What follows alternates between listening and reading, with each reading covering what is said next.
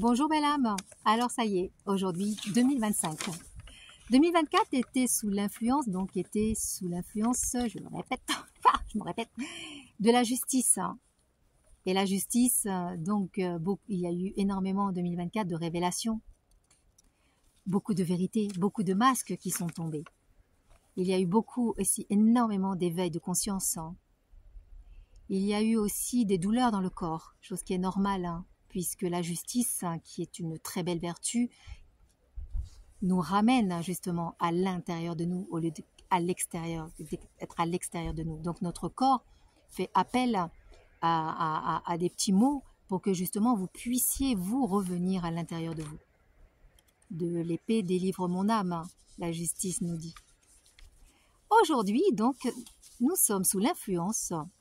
Le 2, on additionne au 2 et on additionne au 5, nous donne le 9. Donc, nous sommes sous l'influence du 9 qui correspond à l'ermite dans le tarot de Marseille. Donc, le 9, c'est faire du 9. Le 9e mois, on s'accouche de soi-même. C'est une fin et des fins de cycle. On arrête quelque chose ou des choses pour que justement rebondir sur de nouvelles expériences de vie. Le 9, c'est un aboutissement. En année 9, nous faisons le bilan. Et en année 9, pour tous ceux qui ont choisi la voie du cœur, c'est une année aussi d'émancipation. L'ermite nous invite à mettre de la lumière, mais définitivement dans notre passé. Ne plus ressasser, ne plus avoir peur de son passé, ne plus être encore en angoisse, en victime de notre passé. Il va y avoir à l'intérieur de vous, votre corps qui va vraiment vous envoyer des signaux pour que vous puissiez mettre de la lumière encore dans l'ombre qui est encore à l'intérieur de vous, à l'intérieur de nous, parce que moi aussi, je passe aussi à ça. L'ermite nous invite aussi à cheminer en patience avec la prudence qui sont des très belles vertus. L'ermite, dans une année d'ermite, lorsque je fais des thèmes, j'ai beaucoup vu justement en année d'ermite des couples se former. Alors le couple veut dire soit le couple avec son yin et son yang et on est carrément en couple avec nous-mêmes, donc alliance avec nous-mêmes, ou soit vraiment rencontrer quelqu'un pour partager ces moments. Ça, il y a cette possibilité aussi. Une année d'ermite, c'est un aboutissement. C'est une année où, pour toutes les personnes qui ont choisi la voie du cœur, je le répète, et qui choisissent la voie du cœur, c'est vraiment une année qui est un petit peu décisive dans le sens où on laisse vraiment de côté tout ce qui ne nous correspond plus du tout. Alors c'est une année où on va nous demander d'être dans le discernement, vraiment le discernement. On va nous demander aussi de sortir de ce côté isolement pour tous ceux qui s'isolent. Alors bien sûr qu'on a besoin des moments de solitude, évidemment, puisque dans la solitude, c'est là que nous trouvons notre force de vie, notre lumière intérieure, et c'est là que nous accueillons notre propre sagesse et faire ce cheminement à l'intérieur de nous, puisque l'ermite, c'est quelqu'un qui chemine à l'intérieur de soi-même.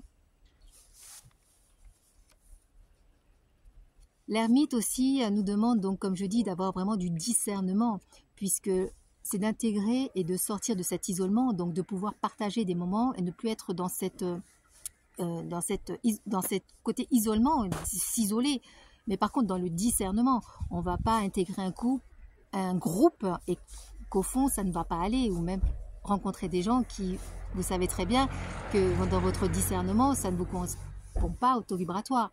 Donc là, l'ermite chemine à l'intérieur de lui, met de la lumière à l'intérieur de lui, nous demande d'avoir du discernement afin de vibrer le maximum chaque moment notre vérité intérieure qui est la nôtre, qui est la vôtre, qui est pas pour les autres. Chaque personne a sa propre vérité dans ce discernement, toujours pareil. C'est une année aussi qui est une année magnifique puisque c'est quand même une année qui va nous demander justement d'œuvrer mais vraiment pour la lumière à l'intérieur, mais aussi à l'extérieur de nous.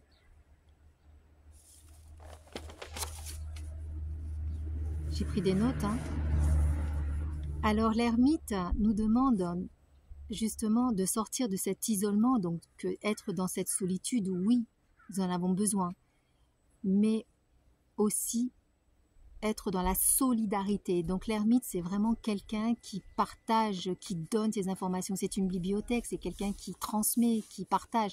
Donc pareil, c'est une année où on va nous demander donc de partager, de donner, de cultiver justement ce côté de bienveillance et d'être ensemble, unis ensemble.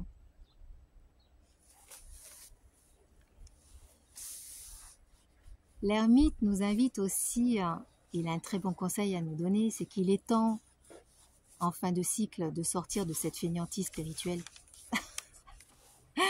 et vraiment d'avoir cette endurance pour que justement vous puissiez avoir cette paix intérieure, cette lumière intérieure, cette légèreté intérieure.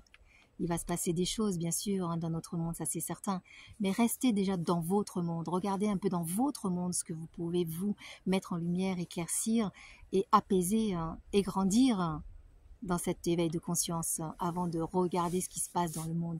Si chacun fait ça, on sera tous lumineux et donc il y aura beaucoup moins d'ombre sur cette terre. L'ermite nous donne un conseil, donc continuez à cheminer sur la voie du cœur en donnant chaque jour la meilleure version de vous-même. Cela vous permettra d'accoucher de vous-même et de célébrer votre naissance, naître à son naissance divine. Voilà, c'était Nadia. Prenez soin de vous, de cœur à cœur et encore une belle et lumineuse année à vous.